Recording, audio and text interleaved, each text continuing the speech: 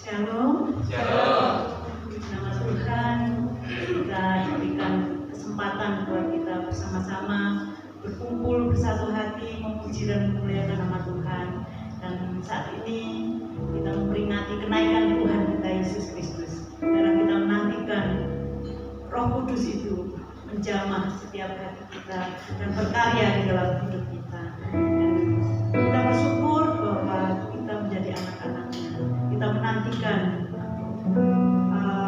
Tuhan, Roh Kudus mengurapi setiap hati kita. Dan saya undang untuk kita bangkit berdiri. Kita akan menyembah Dia. Kita akan Dia menyembah dalam pikiran.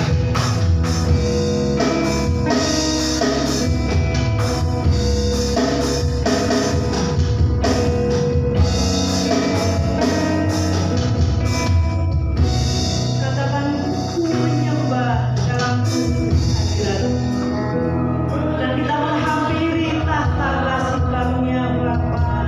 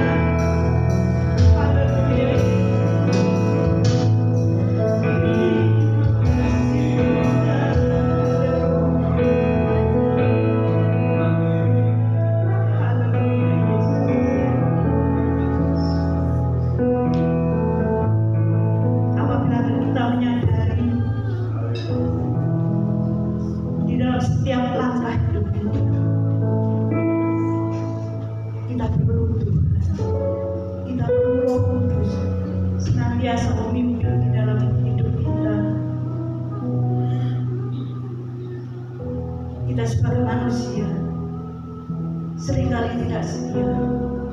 Seringkali kita melupakan bahwa ada kasih yang luar biasa, ada tangan Tuhan yang senantiasa terbuka, menunggu, menanti kita datang kepada Tuhan. Dan kita rindu bahwa hadirat Tuhan ada di tengah-tengah kita. Kita rindu menyerahkan hidup kita. Kita buka hati kita. Kita menyerahkan jiwa kita, hidup kita hanya kepada Tuhan. Saudara, betapa Tuhan mengasihi kita. Saat ini Allah yang Maha Tinggi menyediakan tempat bagi kita orang-orang yang percaya, bagi kita orang-orang yang senantiasa taat kepada Tuhan. Itulah yang Tuhan ingini.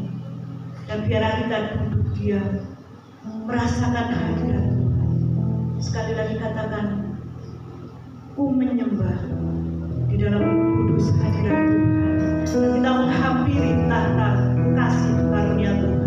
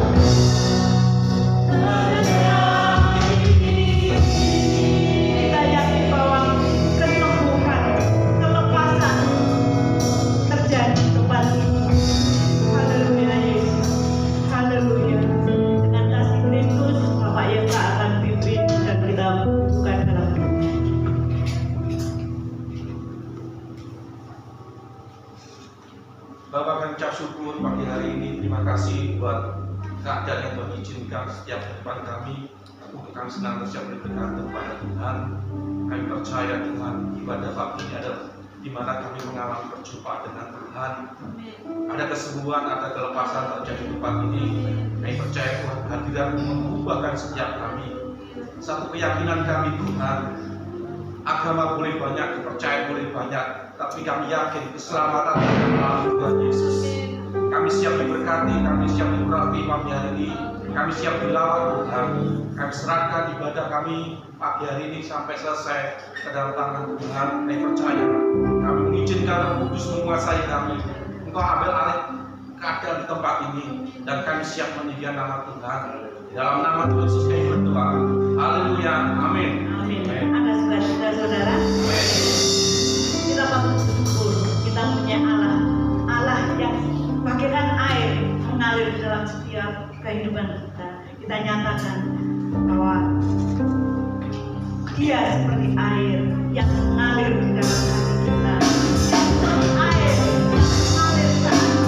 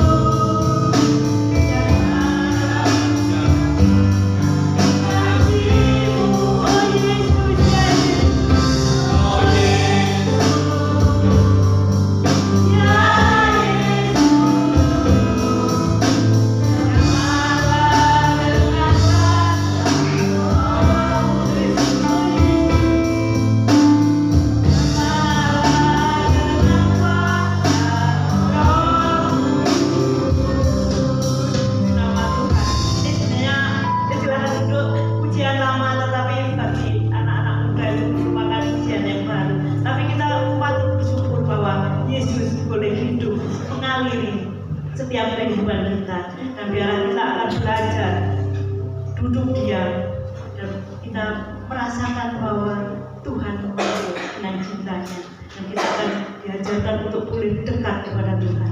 Ajarku berdiam dekat di hatimu.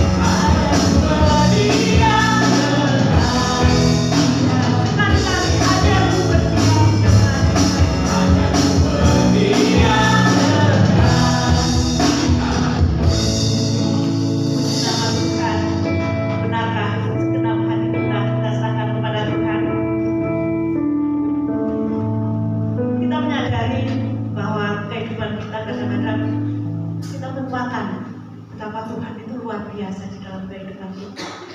Kita hanya berharap kepada Yesus yang notabene adalah segalanya di dalam hidup kita.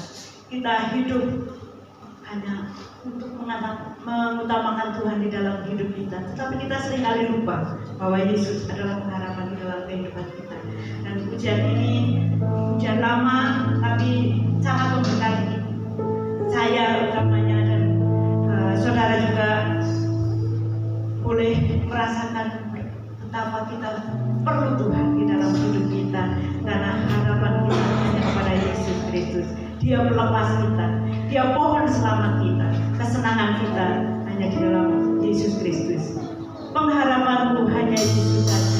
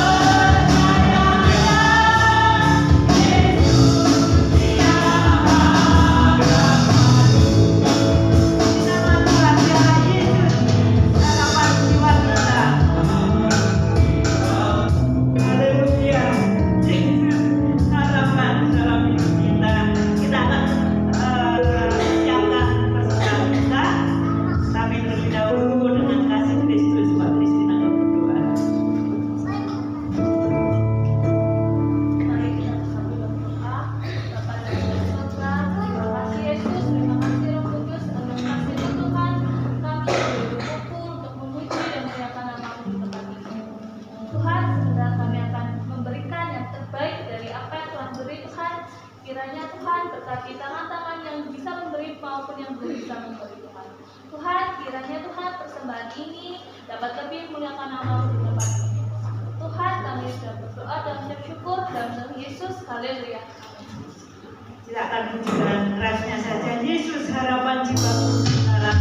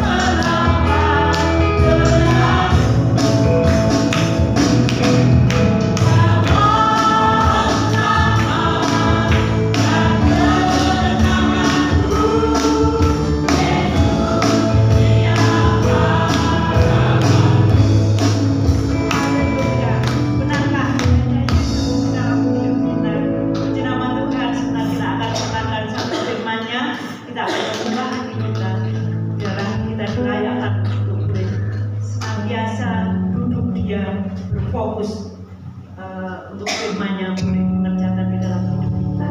Kita katakan firman berkata besertamu dan maka kuatlah roh dan jiwa kita.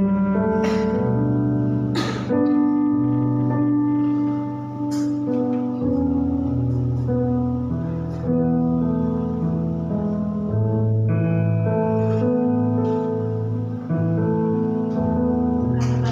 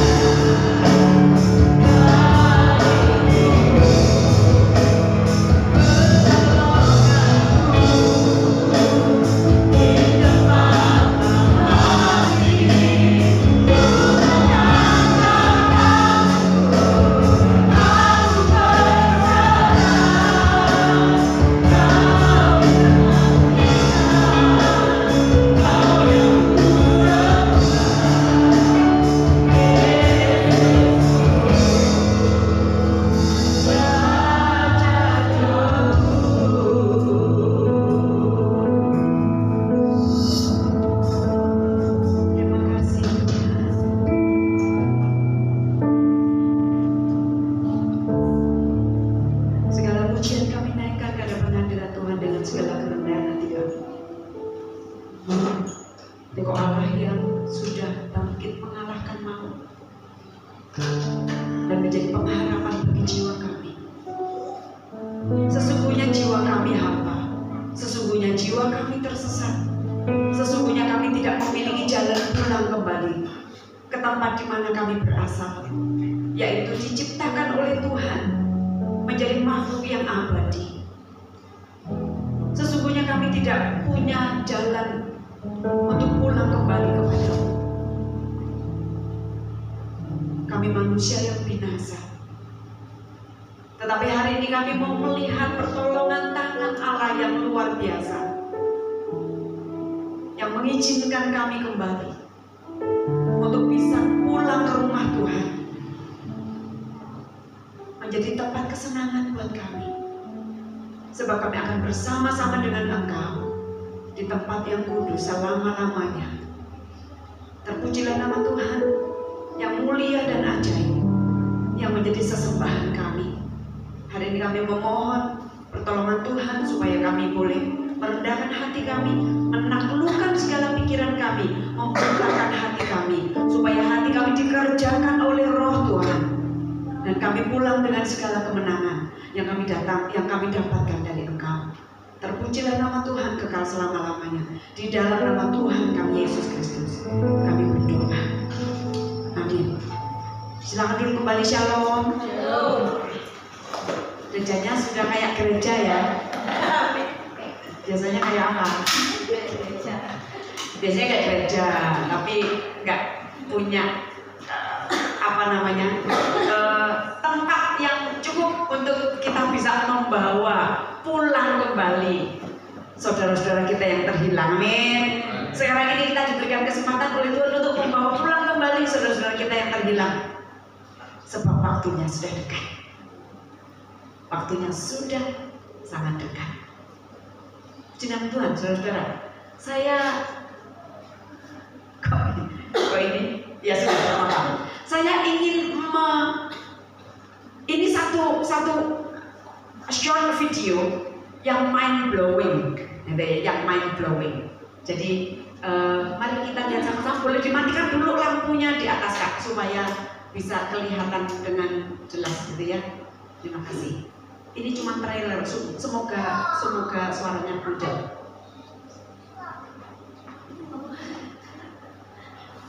Tes, ini peristiwa apa? Ini Tuhan meniupkan nafas hidup kepada manusia ini. Tahu lah ya. Ini bisa bayangkan? Ini Menara Babel ini ya. Ini Sodom dan Gomora. Ini Rosok jatanya.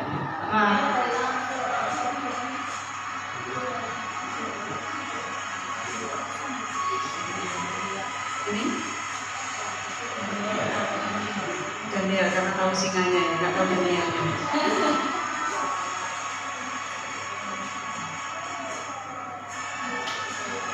Ini pasti tahu dia ya. David dan Goliat. Ini yang mind blowing. Petrus berjalan di atas air. Petrus, saya fokusnya pada Petrus. Tuhan Yesus kan Tuhan.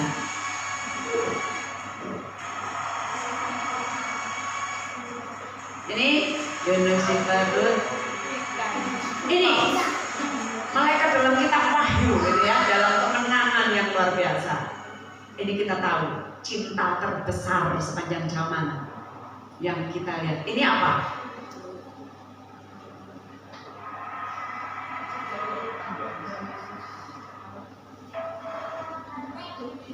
Sudah.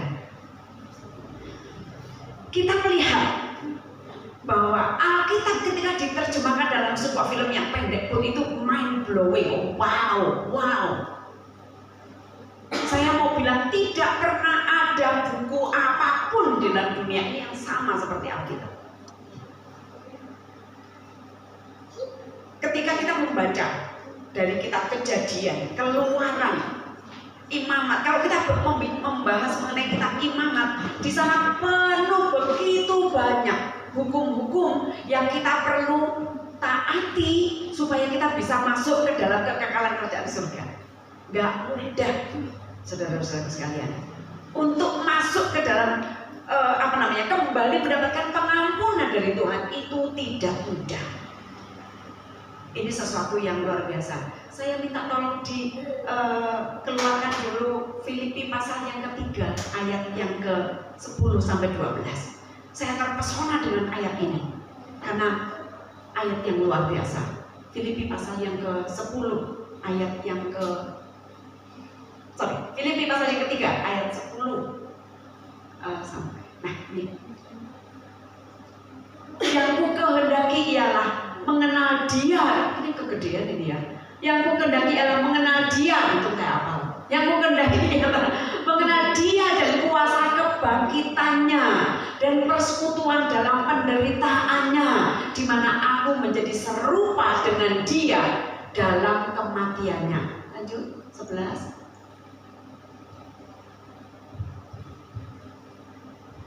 Supaya aku akhirnya beroleh kebangkitan dari antara orang mati.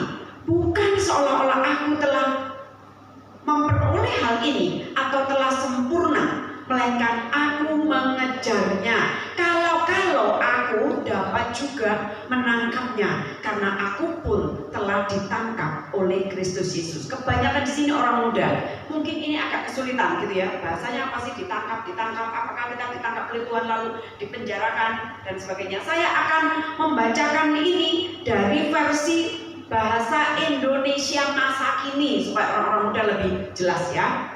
Gini, Efesus pasalnya Filipi 3 ayat 10. Demikian kan. Satu-satunya yang saya inginkan ialah supaya saya mengenal Kristus dan mengalami kuasa yang menghidupkan Dia dari kematian. Saya ingin turut menderita dengan Dia dan menjadi sama seperti Dia dalam hal kematiannya. Dan saya berharap bahwa saya sendiri akan dihidupkan kembali dari kematian. Mau kita ulang dulu pikiran-pikiran kita supaya tertata. Mengapa hari ini kita ibadah, Bapak Ibu sekalian? Kenapa? Ini hari apa? Hari Kamis, waktunya libur. Ini hari apa?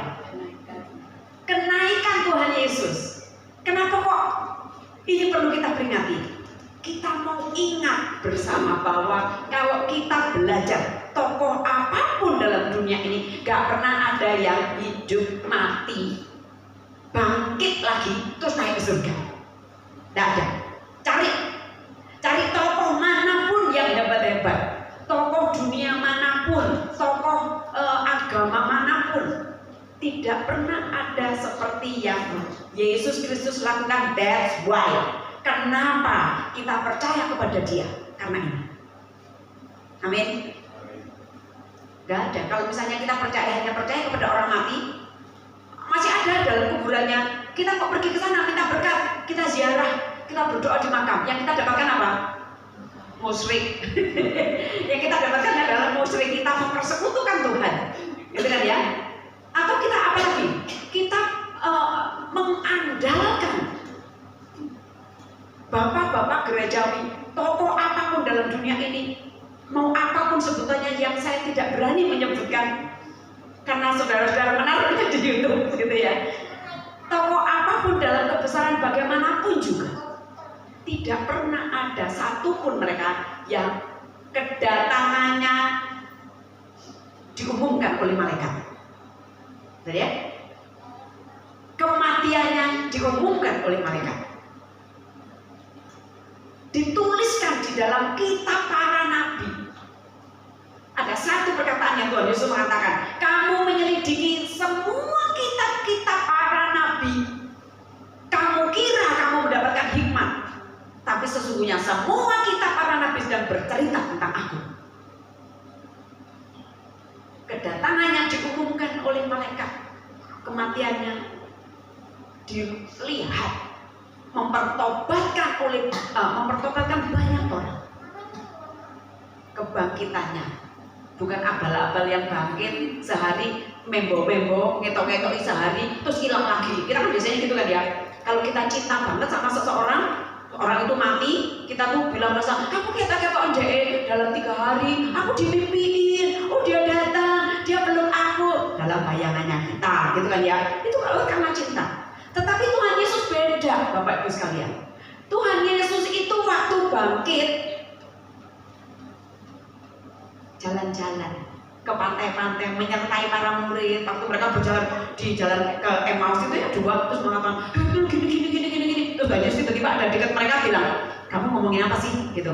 Itu loh, masa kamu gak tahu? Itu loh, yang cerita Yesus yang orang Nazaret yang mati terus bangkit, terus hilang itu loh. Itu kayaknya itu nggak mungkin. Soalnya dia nggak mungkin bisa buka kuburannya sendiri. Itu kan batu gede. Siapa sih dorong batu sebesar itu? Itu nggak mungkin. Tapi dia hilang, macam-macam. Itu semua mereka berpikir soal konspirasi, sesuatu yang dicanangkan, sesuatu yang direncanakan. Nggak ada. Ketemu lagi, baru ketika diajarkan kalimat-kalimat yang ada dalam firman Tuhan seperti yang dulu diajarkan, baru mereka, oh itu dia, oh ternyata ini dia.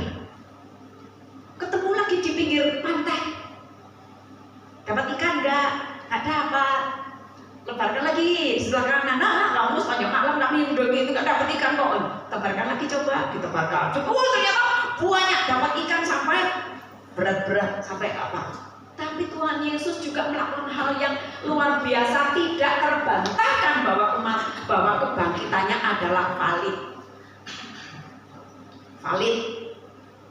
Kenapa? Sudah terbukti, dilihat oleh banyak orang. Makan sarapan dengan ikan, luar biasa. Bukan itu aja, ini tidak abal-abal.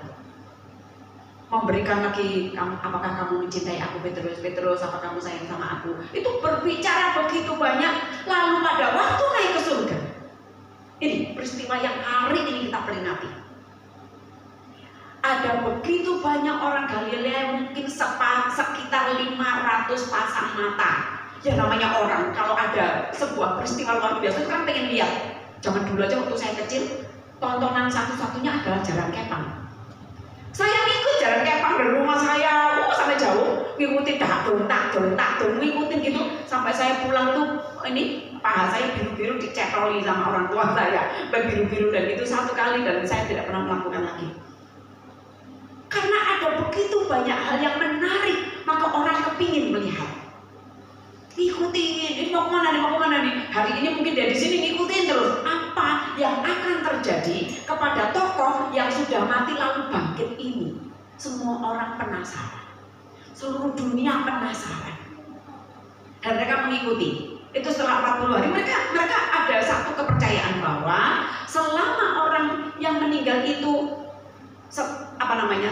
setelah hari meninggal itu masih ada 40 hari orang muter-muter katanya, ya kan? Arwah itu masih itu dari mana? Ya dari ini loh, dari kisah Tuhan Yesus itu 40 hari Tuhan Yesus masih ketemu-ketemuan sama murid-muridnya, masih ngobrol. Si Thomas ditunjukin, kamu nggak percaya dong? Pegang, ini sentuh bolongnya, tetap ini aku, gitu. Jadi ada banyak hal yang meragukan pada masa itu dinyatakan oleh Tuhan Yesus. Nah, apalagi? Waktu dia naik ke surga pun 500 pasang mata itu melihat, kata kitab Kisah Para Rasul, melihat domblong, naik gitu kan ya. Tapi kemudian mereka domblongnya, mereka terpesonanya, mereka terlenanya, mereka akan hal yang ilahi.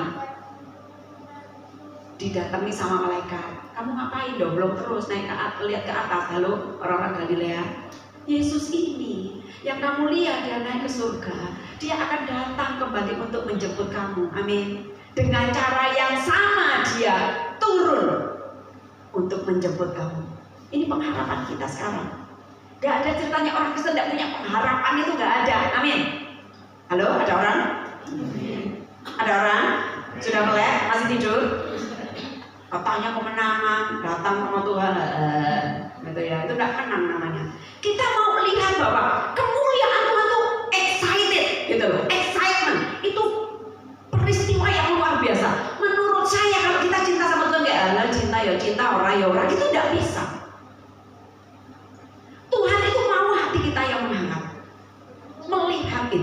luar biasa. Nah ini baru boleh gitu ya. Loh, sudah sampai di sini, pergi lagi ke depan. Pergi lagi ke depan. Kita mau berbicara mengenai karakter yang diubahkan setelah apa? Setelah perjumpaan kita dengan Kristus. Amin. Seharusnya orang setelah bertemu dengan kehebatan semua yang tadi kita lihat di dalam Alkitab, kisah tadi trailer tadi cepet gitu loh, itu sehebat-hebat itu. Kalau kita di mana sih itu kehebat itu? Baca di dalam Alkitab, saudara.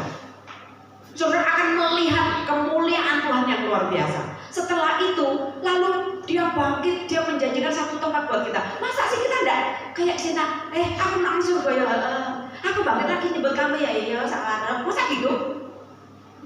Kita perlu ada gregetnya. Makanya ada ayat di dalam Alkitab yang gemes, kayaknya Tuhan itu gemes. Bukan semua orang yang menyebut aku Tuhan akan masuk ke dalam kerajaan surga. Itu saking gregetnya. Kenapa? Karena kita tuh cintanya ya yang penting aku lah gereja dong, habis itu ya sudah dong. Hatinya kita tuh di mana? Apakah masih berdetak? Apakah kecintaan kita kepada Tuhan tuh kayak Daud mengatakan cinta kepada rumahmu menghanguskan hatiku. Itu kayak cinta pol sama Tuhan.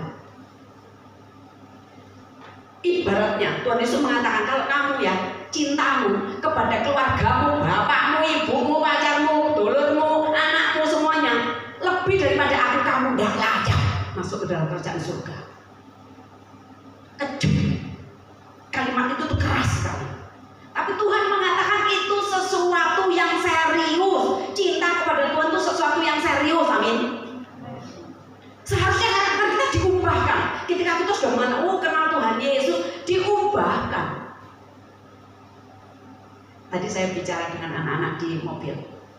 Ini beberapa hari saya tuh manyun-manyun, bukan karena marah, tapi leher saya ini sakit luar biasa. Jadi seperti ini bukan kecetit, bukan salah tidur, tapi ada di dalam itu yang memang sudah agak lama. Saya berpikir apakah kolesterol, apakah apa gitu ya? Apa ini? Saya biasa ya, kalau kita sakit itu kan cenderungnya apa? Wiwi, halo, aku sakit, masa gitu? Enggak, kita biasanya kalau sakit gimana? Apa gitu kan ya, suaranya kita suka gitu. Terus apalagi yang ditanyain mau makan apa, nggak usah, kau enakan, gak mau makan apa, kalau apa lagi, itu biasanya akan membuat nih kalau di dalam, kalau kita sakit ya, ayo ngaku yang sakit kayak gitu, manyun-manyun biasanya gitu. Terus yang merawat tuh kosong, waduh, besok repot ini. 1 hari 2 hari kita tuh kayak kasihan ya dia sakit lama-lama, gitu ya. Jadi kadang-kadang kita itu menciptakan sebuah situasi yang tidak nyaman. Terus saya bilang tadi, harusnya itu kan dengan nggak tahu ngobrolnya apa gitu ya di dalam, terus harusnya kita itu kan bersuka cita gitu ya. Oh iya, harusnya bersuka cita. Makanya Rasul Paulus bilang, bersukacitalah senantiasa di dalam Tuhan. Sekali lagi ku katakan bersukacitalah. Yang nulis siapa itu? Apakah orang-orang yang sedang ada di kafe, nonton bioskop, senang-senang, duitnya banyak, lalu mengatakan, halo, bersukacitalah? Enggak. Yang menulis itu adalah Rasul Paulus di dalam penjara yang luar biasa berat. Ada tulisan Rasul Paulus yang dituliskan dengan huruf yang besar. Lalu dia mengatakan, aku berdoa berulang-ulang minta anugerah Tuhan supaya apa yang menggocok aku, iblis yang menggocok aku, dilepaskan dari aku. Itu seperti duri dalam daging. Pernah baca itu? Duri dalam daging, penyakitku ini seperti duri dalam daging. Lalu aku bilang sama Tuhan, dan Tuhan bilang, cukup, sudah, gak usah minta terus. Kalimatnya nggak gitu sih, kalimatnya dalam Alkitab mengatakan gini, cukuplah kasih karuniaku untukmu, gitu. Kalau bahasa saya, wes jalur terus saya, terus kamu minta terus gitu ya. Tapi kalimat itu sama, itu mengatakan pada kita bahwa apa yang kita minta itu cukup. Bok kamu itu ngerti ya bahwa ketika kita itu diberikan hidup ini adalah anugerah yang besar, amin. Orang hanya bisa menghargai nafas yang kita terima dengan lancar ini ketika kita butuh oksigen di rumah sakit. Betul? Butuh apa? Oksigen. Terus bilang kita terima kasih sama dokternya. Oh, dokter ini hebat. Dia tuh kasih saya oksigen. Dia tuh suntik saya dengan ini dan sebagainya. Kenapa kok kita nggak bilang betapa cintanya Allah itu menghidupkan kita? Amin. Ada orang? Amin. Yang kita pasang tadi itu nafas hidup yang diberikan oleh Allah. Segala sesuatu yang kita terima ini dari Allah. Dan kita belajar, apa? Aku dikasih hidup sama makmu, sama ibuku, dikasih jajan, dikasih mangan, dikasih tempat turun. Dan kita melupakan satu tokoh yang luar biasa, yang Tuhan itu berkarya penuh dalam kehidupan kita. Orang Israel zaman dulu, ketika itu saya selalu terkesan menuliskan Alkitab ini. Makanya saya suka marah kalau ada orang bilang, Alkitab itu dipalsukan. Dipalsukan dari mana? Tapi tak pisui, tapi berdosa, ingin berkata kasar, tetapi takut berdosa. Ketika Alkitab itu disalin dari gulungan-gulungan kuno yang ditemukan, ketika Alkitab itu disalin, setiap kali penyalinnya ini dengarkan baik-baik, setiap kali menyalin kata, mohon maaf ya, orang Israel tidak pernah menyebutkan kata Allah yang tertulisnya YHWH, yang kita baca Yahweh itu mereka tidak pernah berani mengucapkan karena itu terlalu kudus. Setiap kali menemukan kata itu, penulis Alkitab gini, oke, ini tempat duduk ya, tulis gitu ya, terus diambilkan, menemukan kata itu, lalu Tuhan yang di dalam Alkitab kita diterjemahkan dengan yang besar dulu, TUHAN, itu gede semua, tahu ya, itu sebenarnya terjemahan dari YHWH tadi itu. Setiap kali menemukan itu, dia berdiri, taruh bolpennya, pergi ke tempat pembasuhan, membasuh dirinya kayak orang wudhu, membersihkan diri, berdiri lagi ke tempat nulisnya dengan berdiri, nulis YHWH, tapi mereka tidak berani menuliskan itu, menggantinya dengan Adonai, artinya Tuhan. Saking kudusnya nama itu, tulis, baru duduk, lanjutkan lagi, begitu. Lalu Tuhan ada lagi, lalu ada kalimat ini lagi, ada kata ini, taruh lagi, balik lagi ke tempat pembasuhan. Begitu dilakukan seterusnya, dan ketika mereka ibadah ada nama Tuhan, mereka meletakkan seluruh ini kepala sampai gelosor ke bawah, kaki dan perut dan muka dan ini semuanya gelosor ke bawah karena saking kudusnya Tuhan. Kalau kita membaca kitab Imamat, betapa kehebatannya kita keluaran bahwa Tuhan membentangkan tiang awan, tiang api untuk melindungi, gunung batu didodok keluar airnya dan sebagainya. Lapar-lapar dikei roti dari surga, nggak tahu itu kayak hujan kali ya, gitu ya. Terus mana itu turun dari surga, roti yang turun dari surga, burung puyuh dan semua kehebatan yang luar biasa. Masa hati kita nggak tergerak bahwa kita perlu mencintai Tuhan dengan cara yang kaya? Amin. Ada dua hal yang dilakukan oleh Tuhan ketika Tuhan mengatakan cintailah Tuhan Allahmu dengan segenap hatimu dan dengan segenap akal budimu dan dengan segenap. Cintailah Tuhan Allahmu dengan segenap hatimu, dengan segenap akal budimu, dengan segenap kekuatanmu. Dan itu diulang sama Tuhan Yesus di Perjanjian Baru. Berarti itu perintah yang sangat serius. Amin. Kalau dari Perjanjian Lama sudah sangat serius, di Perjanjian Baru lagi sudah terlalu serius kalau Tuhan Yesus mengulang lagi. Gimana cara kita mencintai Tuhan kita? Saya tadi mengatakan pada anak-anak, khotbah itu adalah kehidupan kita yang dikhotbah, yang dibagikan. Karena kita tidak bisa mengkhotbahkan sesuatu yang tidak kita lakukan.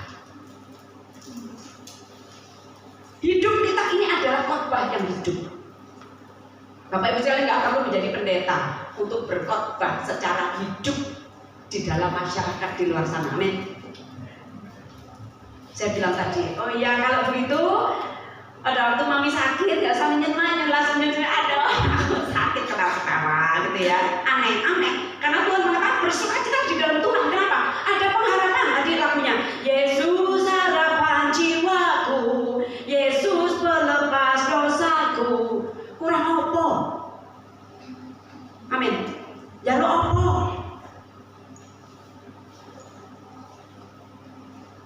Kita hanya selalu menghargai hidup ketika kita hampir kehilangannya.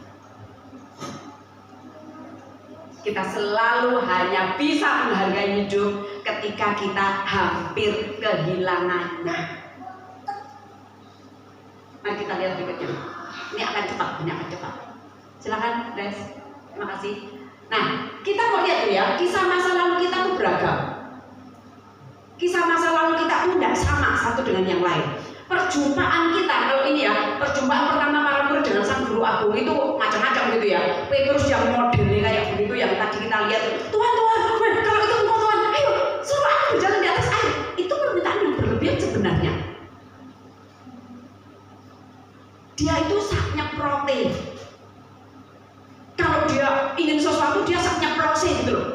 Kolerik banget. Gak kepikir, kalau ngomong orang dipikir. Setiap kali ngomong tuh gak dipikir.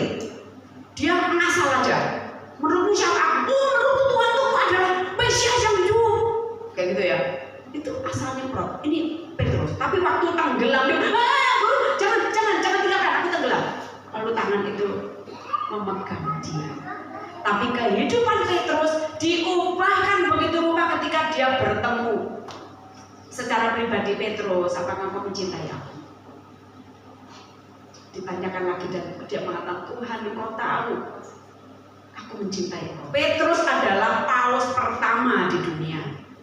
Sekarang ini pausnya sudah nggak jelas, ya, tapi dia paus pertama. Gereja yang Katolik. Katolik itu bukan nama gereja. Katolik itu adalah umum, gereja yang Katolik dulu namanya gereja itu yang Katolik satu. Di seluruh dunia itu satu, gitu ya. Terus Yakobus, Yohanes itu yang Yakobus yang ugal-ugalan itu yang disebutnya anak guru. Yang Yohanes itu sebenarnya saya tuh membayangkan Yohanes tuh lemah lembut. Bayangan saya tuh Yohanes itu lemah lembut ya. Enggak. Yohanes itu anak guru, anak Boanerges. Blak gitu ya. Lades gitu loh. Itu bener-bener mereka tuh yang kewanasan gitu. Kalau saya mau katakan sesuatu tuh terus sampai Tuhan Yesus menjuluki mereka, aduh kamu ini anak-anak guntur, anak petir, anak Flash Gordon, kayak gitu. Mereka tuh dijuluki yang seperti itu. Gitu ya. Tapi setelah itu mereka berubah menjadi orang seperti apa? Thomas, kita melihat Thomas kayak apa? Enggak mau, pokoknya kalau bukti ini, gak tidak percaya aku. Semua muridnya pada masa itu sudah geger, Tuhan hilang, Tuhan bangkit, gak tahu apa. Iya, siapa ketemu. Thomas tenang-tenang bilang, gak percaya, gak percaya. Kalau aku belum mencucukkan jariku sendiri ke situ, aku gak akan percaya dulu siapa aku. Aku gak lihat, gak mungkin. Next slide. Setelah perjumpaan itu ada metamorfosa. Apa sih metamorfosa? Metamorfosa adalah perubahan dari entung kepada bubu. Betul ya? Tahu entung dah? Rekat gitu. Ulah entung bubu. Kasihan deh lu gitu ya. Ya kayak gitu. Kita tuh entungnya waktu itu adalah para nelayan sederhana, gitu ya. Yang mereka itu kayak orang biasa itu loh, yang nelayan, para nelayan, tukang iwak, orang sederhana saja. Tapi mereka diizinkan untuk melihat hal-hal yang luar biasa itu tadi. Diizinkan untuk menyaksikan betapa spektakulernya kehidupan orang yang mengikuti Tuhan. Ya, mereka menjadi terpandang, mereka menjadi terkenal, kemana-mana ngikutin gitu kan ya. Itu selama 3,5 tahun mereka mengikuti sang guru, pergi kemanapun, menyembuhkan, melihat mujizat air menjadi anggur, melihat anak kecil yang dihidupkan dan dia mati dan dihidupkan, sesuatu yang luar biasa, gitu ya. Lalu metamorfosa ini bukan sesuatu yang mudah juga. Ketika kita menjadi kehidupan dari kehidupan yang busuk, dari kehidupan yang bobrok, dari kehidupan yang berdosa, pergi ke menjadi baik itu nggak mudah. Tanyakan pada orang-orang muda yang punya teman-teman, yang mereka biasa keluar malam, yang mereka biasa membuat cantik-cantik dirinya hanya untuk mendapatkan uang, untuk mendapatkan uang gampang, pacaran sama om-om senang, omnya yang tidak mudah disenangkan, meminta dengan begitu banyak, tapi menghilangkan jiwa. Orang-orang muda ini, tanyakan betapa mereka akan tidak punya teman kalau mereka meninggalkan lingkungan itu. Tidak mudah. Itu butuh komitmen, butuh kesadaran. Iblis itu kalau menjerat kita tuh nggak dengan pokok kamu ya jangan percaya Tuhan, nggak kayak gitu. Iblis itu baik, namanya dia berpengalaman ribuan tahun di dalam kebohongan kok. Gak apa-apa, negara itu kan gereja, malah gereja ngomong-ngomong biasa gitu ya, gak usah dengerin firman Tuhan. Apa sih firman Tuhan? Gak dituru, gak ngantuk, gak usah. Kita mau belajar sesuatu, yang penting kita kelihatan ke gereja. Yang penting kita duduk di situ, nama kita tertulis dalam kehidupan, dalam kitab kehidupan. Asal kita datang ke gereja. Halo, jangan mimpi, jangan mimpi. Karena kerajaan surga tidak semudah itu. Kalau kerajaan surga semudah itu, maka Tuhan tidak perlu turun dari surga dan mati untuk kita. Hanya bisa dilakukan oleh perbuatan baik kita. Kita melakukan sesuatu yang tadi berbuat baik sudah bisa masuk surga, no way. Hanya pengorbanan Yesus yang bisa mengcover kita dari kehebatan amarah Allah yang Maha Kuasa. Ketika kita baca kitab Ibrani, disebut dikatakan bahwa Yesus satu-satunya perantara di hadapan Allah yang membenarkan kita. Saya jadi ingat, murid saya melakukan sebuah kesalahan dan dia diancam dikeluarkan dari sekolah. Saya ngadep, saya perantaranya. Saya mau mohon tolong supaya dia itu bisa ditolongin bla bla bla bla dengan alasan yang panjang lebar. Tapi keputusannya ada di pimpinan mengatakan kesalahannya terlalu besar, keluarkan. Gagal saya. Kenapa saya gagal? Karena perantaranya cuma saya, seorang ini. Tapi Kristus Yesus yang perantara kita, dia nggak akan pernah gagal. Amin. Dia tidak pernah gagal di dalam. Kalau kita nanti berdiri di hadapan tahta pengadilan Allah yang Maha Kuasa, kita berdiri, lalu kita disebutkan, dibukakanlah kitab kehidupan. Baca kitab Wahyu, betapa ngerinya di tempat itu. Bukakan kitab kehidupan, tuliskan apapun, terlihat apapun yang sudah kalian lakukan, dosa apapun, kebusukan apapun dan sebagainya. Lalu Tuhan Yesus yang mengatakan, dia sudah diselamatkan oleh karena dia percaya kepadaku, dan kita dibebaskan. Betapa hebatnya. Itu yang dikatakan oleh Rasul Paulus. Kerjakan keselamatanmu dengan takut dan gentar. Perhatikan bagaimana kamu hidup. Bajumu seperti apa? Bukan baju ini ya. Baju jiwa kita seperti apa? Supaya apa? Supaya kita tidak kedapatan telanjang dan malu di hadapan Allah yang Maha Kuasa. Bajunya kita apa? Ibadah yang baik, kecintaan kepada Tuhan yang baik, perilaku yang terjaga, ucapan yang kita jagai, sikap yang memberkati, yang membuat orang tahu bahwa Tuhan itu Allah yang baik dan menyelamatkan. Kalau tidak akan ditutup dari kita. Next slide, ya, timbul pertengkaran dan sebagainya. Nah, berubah menjadi karakter yang diubahkan itu seperti apa? Yang aku berkata kepadamu, sesungguhnya jika kamu tidak bertobat dan tidak menjadi seperti anak kecil ini, kamu tidak akan masuk ke dalam kerajaan surga. Sedangkan barang siapa merendahkan diri dan menjadi seperti anak kecil ini, dialah yang terbesar dalam kerajaan surga. Maksudnya apa? Apakah kita harus jadi bayi terus? Saya membahas mengenai tumbuh kembang anak itu berat. Tapi saya melihat anak kecil itu adalah anak yang selalu murni.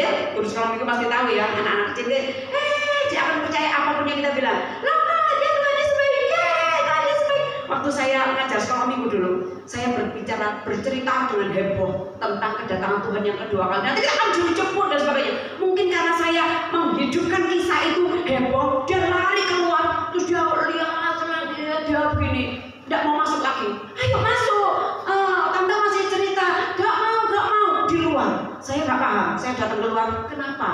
Kamu kenapa tidak mau masuk lagi? Aku mau nunggu Tuhan Yesus. Tuhan Yesus mau turun dari situ kan tadi tante bilang mau turun dari situ mau jemput aku. Aku tidak mau masuk lagi karena takut ditinggal.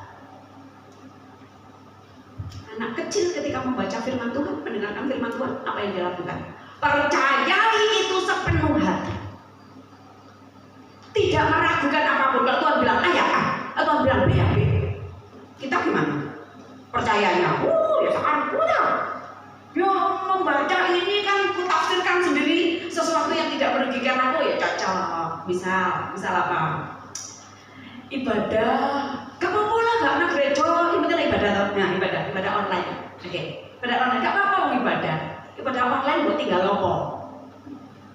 Tadi ya, pendeta khotbah, kita masak, beracak, iya, itu mau ini, hilang suaranya. Terus kita nggak tahu itu ngomong apa.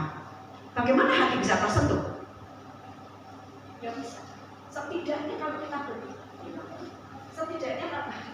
Makasih. Setidaknya kalau kita tuh berbicara seperti ini, ada sesuatu yang kita rasakan bersama, ada suasana yang bisa kita nikmati bersama.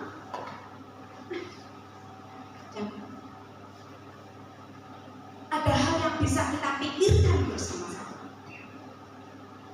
Ada hal yang mau kita sepakati bersama-sama bahwa ibadah adalah hal yang wajib kita lakukan. Wajibnya itu adalah wajib dengan kecintaan. Ya, kalau kita tidak belajar merendahkan diri seperti anak kecil yang menerima apapun yang diajarkan itu dengan sepenuh hati, tidak mempertanyakan. Soalnya mau muncul tenggelam kayak Petrus muncul tenggelam. Ya. Ada bagian yang perlu kita lakukan bersama-sama, yaitu mulai belajar mempercayai dengan segenap hati firman Tuhan yang diberikan kepada kita. Tolong tidak melupakan bahwa firman Tuhan yang dituliskan ini dituliskan dengan darah, dituliskan dengan kelukaan yang luar biasa dari para misionari, dari para rasul, dari orang-orang hebat, dan bahkan Allah sendiri. Masih ingat di Gunung Sinai? Allah sendiri dengan jarinya menuliskan hukum itu. Saking apanya? Saking seriusnya hukum itu sampai Tuhan menuliskan sendiri. Bukan sesuatu yang ujung-ujung ditebung turun dari langit, bukan. Tapi Tuhan menuliskan sendiri dengan tangan. Dan itu yang membuat Musa gak turun-turun dari gunung itu sampai next slide. Itu terakhir ya. Menjadi seperti anak kecil itu mudah mengasihi, tidak takut keluar dari zona nyaman, jujur dan tulus, memperhatikan hal kecil dengan takjub, imajinatif, kreatif, mudah memaafkan. Ini perilaku anak kecil yang bisa saya tangkap. Kalau kita menjadi orang yang tidak mudah memaafkan, artinya kita juga tidak layak untuk kerajaan surga. Amin. Nah, enak. Firman Tuhan tidak pernah enak. Tidak pernah ada dituliskan oleh Tuhan Yesus bahwa semua orang yang mengikut aku akan berbahagia terus-menerus, hidupnya dicukupi, gak pernah sakit, gak pernah menderita. Coba cari di seluruh Alkitab.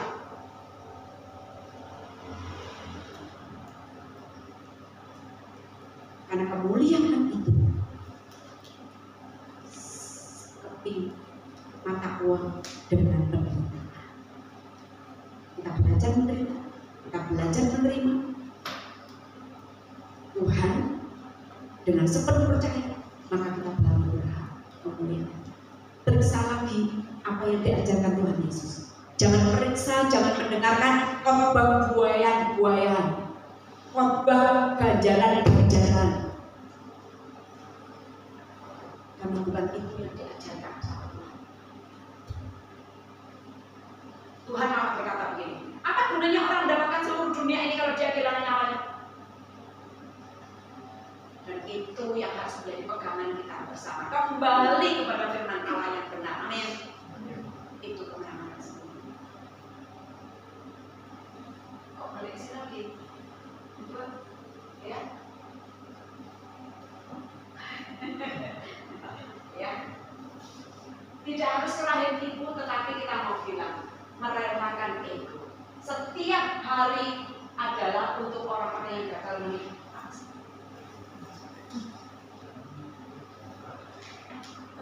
Yang terakhir aja. Ya. Mari yang pertama kita mau belajar merelakan ego kita. Kita mau percaya penuh pada Tuhan. Kita nggak mau mengandalkan aku kok, ini kan aku. Sudah stop. Waktunya sudah semakin dekat. Kita mau merendahkan diri seperti anak kecil. Kita mau belajar baik-baik. Kita menerima pengajaran dengan tulus hati. Dan kita mau bilang, melepaskan segala kekhawatiran, serahkan segala kekhawatiran padanya, sebab Ia yang memelihara kamu. Itu apa? Jaminan yang luar biasa. Saya tidak mengatakan, oh kalau begitu di dalam Tuhan Yesus tak boleh berharap baik-baik. Bukan. Justru ketika kita menyerahkan segala kekhawatiran kita pada Tuhan, Tuhan memberikan semua yang baik pada kita. Amin. Tapi bukan itu tujuannya. Ngerti gak sih? Kalau saya menyayangi saudara-saudara, bukan karena saya mau dikasih-kasih, bukan saya mau dipuji-puji, gitu loh. Tapi untuk apa? Karena itu perintahnya Tuhan dan saya melakukannya dengan tulus hati. Mati ya. Kalau saya datang ke gereja, itu bukan mau dapat berkatnya Tuhan, tapi saya mau beribadah kepada Tuhan dengan segenap hati. Amin. Nanti berkatnya itu ngikut. Matius berapa? 33.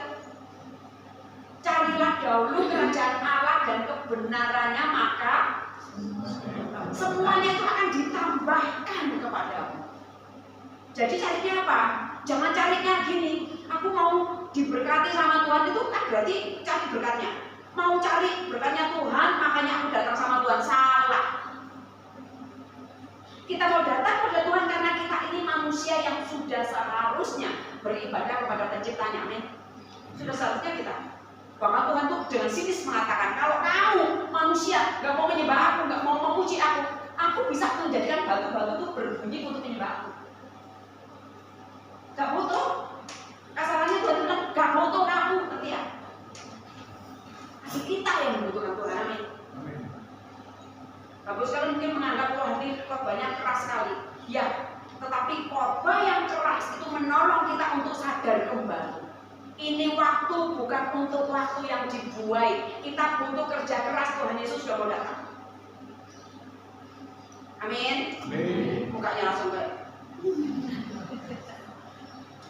Karena kita senang mendengarkan, oh pulanglah dengan segala berkatnya Tuhan, hidupmu akan beres, oh masalahmu akan beres, utangmu semua nanti beres, Tuhan akan membereskan. Kita senang pulang, terus kita frustrasi, kalau dizen, kita marah sama Tuhan. Wah Tuhan lu bohong, salah, gak ada firman Tuhan yang kayak begitu.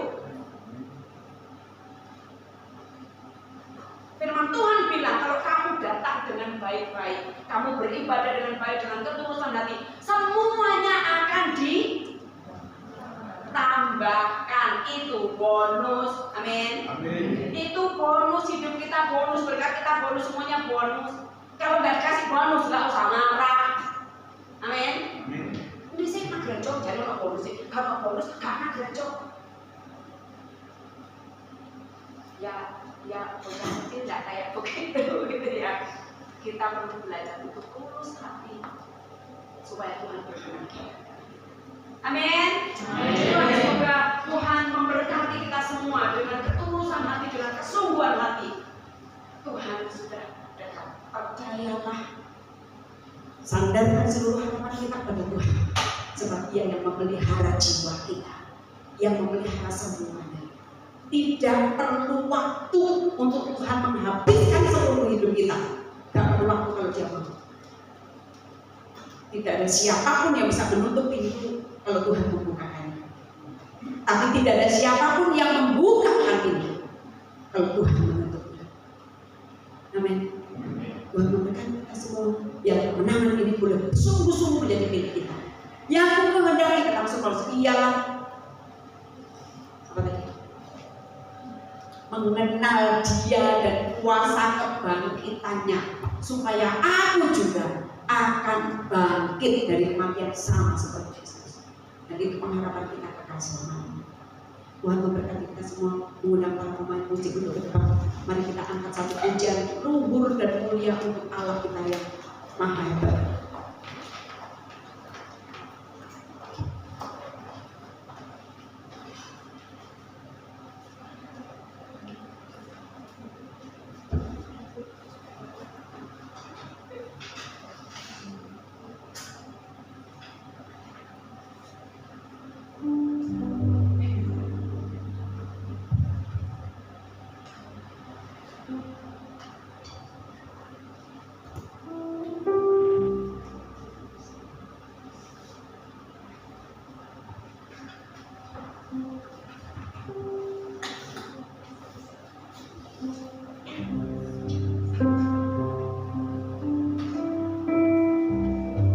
Kita mau angkat satu pujian, sungguh besar setiamu, nyata di dalam hidupku. Oh, tinggikan Engkau Yesus lebih dari segalanya, sebab Allah adalah Allah yang luar biasa. Mari kita menyanyi ini dengan segenap hati kita, bukan untuk siapapun.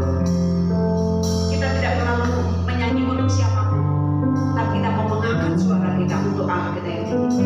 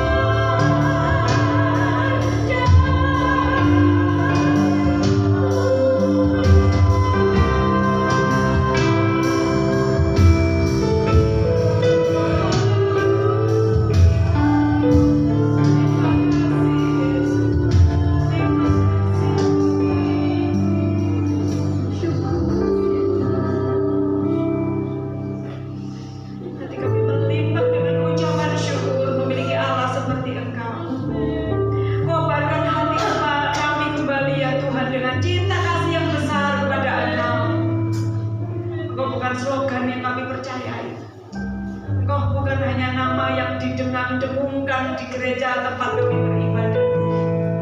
Engkau bukan kalimat sumpah serapah yang sering kali kami ucapkan ketika kami dalam kelukaan, ketika dalam kecelakaan, ketika kami dalam keluhan. Engkau adalah Allah sembahan kami, Allah yang mulia, Allah yang maha agung, Paduka Tuhan Raja mulia yang kami sembah dan kami hormati. Ajari kami, belajari kami untuk menghormati Engkau di dalam setiap perenungan kami, dalam setiap ibadah kami, dalam setiap hal yang kami lakukan, di dalam permainan musik kami, di dalam kepemimpinan pujian kami, di dalam kami berdiri sebagai satu jemaat, di dalam kami mengangkat tangan memuliakan Engkau, di dalam kami membahas perenungan kami, di dalam kami membaca firman, di dalam kami berinteraksi dengan banyak orang, di dalam kami melakukan kehidupan kami sebagai makhluk hidup. Izinkan Engkau menjadi kemuliaan atas kami semua. Kami terima kemenangan Allah. Ketika Engkau pulang ke surga adalah harapan bagi kami untuk kami juga pulang ke surga. Terpujilah nama Tuhan di tempat yang maha kudus kekal selama-lamanya. Kami kembalikan segala pujian, hormat, ucapan syukur kepada Engkau saja, Allah Roh Kudus yang mengajar hati kami lebih tunduk lagi kepada Tuhan. Allah Roh Kudus yang bernaung dalam hati kami untuk terus mencari Engkau dan mengenal Engkau lebih baik. Allah Roh Kudus yang menaungi kehidupan kami, menyertai kami sekarang dan sampai selama-lamanya. Di dalam nama Tuhan kami Yesus Kristus, kami alaskan doa kami. Haleluya. Semua yang percaya katakan amin. Silakan duduk kembali. Tuhan berkati semua saudara. Saya serahkan kepada Engkau.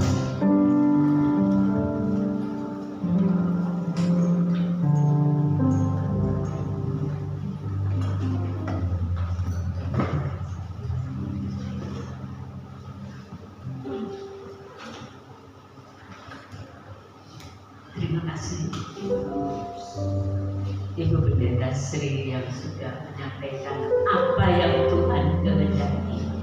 Sungguh saudara, dari beberapa banyak waktu Tuhan sedang mengajak kita. Tuhan sedang menunjukkan kepada kita agar kita mengasihi, taat kepadanya, melakukan kehendaknya. Dan kita ingat bahwa nanti tanggal 15 kita akan melakukan sesuatu.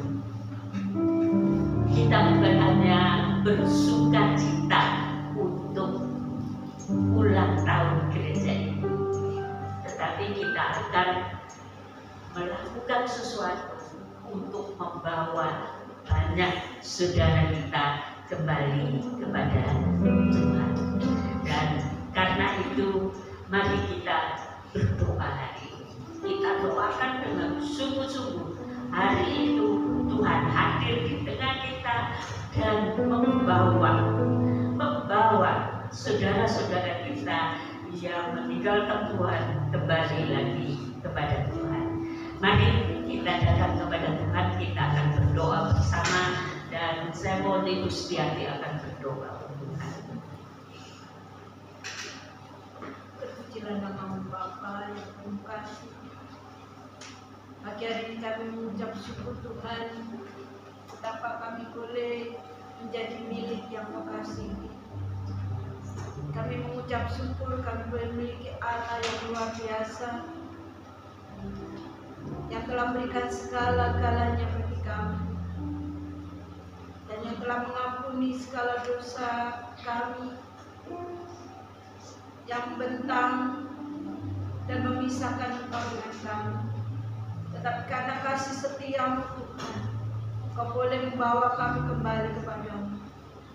Kami mengucap syukur buat keselamatan di dalam Tuhan Yesus, dan kami percaya Tuhan bahwa kasih setia-Mu sendiri akan menolong kami untuk kami boleh setia kepadamu. Pagi hari ini Bapa, kami ingat saudara kami yang lain yang dulu pernah bersama-sama dengan kami di dalam rumah-Mu di tempat ini Bapa. Bapa, kami ingat mereka. Kami percaya bahwa kasih-Mu juga atas mereka ya Tuhan. Kami mohon kiranya Allah Roh Kudus saat ini boleh melawat mereka satu persatu, membawa mereka kembali bersama-sama dengan kami, Bapak. Kami mohon kiranya Tuhan membukakan hati mereka untuk boleh melihat betapa kasih-Mu besar bagi mereka. Kasih yang boleh membawa mereka kembali pada keselamatan. Kasih yang boleh membawa pada kasih yang mula-mula mereka rasakan ada sukacita dan damai sejahtera. Kami juga ingat Tuhan bagi saudara kami, sanak keluarga kami, ayah, ibu, kakek nenek, anak, cucu menantu Tuhan yang belum mengenal Engkau. Bapak, kami rindu. Kami rindu mereka juga boleh selamat bersama-sama dengan kami. Dan sebab itu kami serahkan hidup kami, Bapak. Supaya hidup kami boleh dipakai menjadi alat, menjadi kitab yang hidup. Dan mereka baca dalam kehidupan mereka, ya Tuhan. Dan mereka boleh melihat kemuliaan dan kasih-Mu, Tuhan, yang ada dalam kehidupan kami. Kami rindu mereka juga boleh mengenalkan Engkau dan mereka boleh percaya dan diselamatkan bersama-sama dengan kami, Bapak. Terima kasih Bapak di surga. Kami juga berdoa buat setiap anak-anak-Mu yang saat ini mengalami lemah secara rohani. Bapak, kami rindu. Kami rindu Roh Kudus-Mu kembali membakar hati kami, Bapak. Kami rindu Roh Kudus-Mu bekerja di antara kami, ya Tuhan. Memberikan kekuatan kami, memberikan semangat kembali. Dan kami boleh melihat betapa karya-Mu agung di antara kami, ya Bapak. Terima kasih Bapak di surga, terima kasih. Kami percaya kami boleh dikuatkan, kami boleh diteguhkan. Dan saat kami menanti kedatangan yang kedua kali, Tuhan, Engkau mendapati kami tetap setia kepada-Mu. Engkau mendapati kami tetap teguh di dalam iman percaya kami kepada-Mu, ya Tuhan. Dan kami boleh bersuka cita bersama-sama dengan Engkau. Terima kasih Bapa di surga, terima kasih. Inilah kerinduan kami. Kami percaya Engkau tidak akan melepaskan satu pun dari antara kami, Tuhan, untuk binasa. Engkau akan membawa kami lebih dekat kepada-Mu dan lebih setia kepada-Mu. Terima kasih Bapa di surga, terima kasih. Segala hormat kemuliaan hanya bagi-Mu. Di dalam nama Tuhan Yesus kami serahkan segala doa dan ucapan syukur kami. Haleluya. Amin. Mari angkat tangan Bapak Ibu Saudara semua. Bapak Ibu Saudara yang saya kasih, marilah kita pulang dengan segala berkat surga yang Bapa Surgawi sudah anugerahkan pada kita. Marilah kita pulang dengan kasih karunia anugerah Tuhan kita Yesus Kristus. Dan marilah kita pulang bersama Allah Roh Kudus yang menyertai kita, yang memimpin, yang menguatkan, yang mengerjakan hidup kita, bahkan yang mengurapi kita untuk menjadi berkat bagi banyak orang. Biarlah kita pulang bersama Roh Kudus dari saat ini sampai Maranatha, Tuhan datang yang kedua kali. Di dalam nama Tuhan Yesus, saudara yang percaya katakan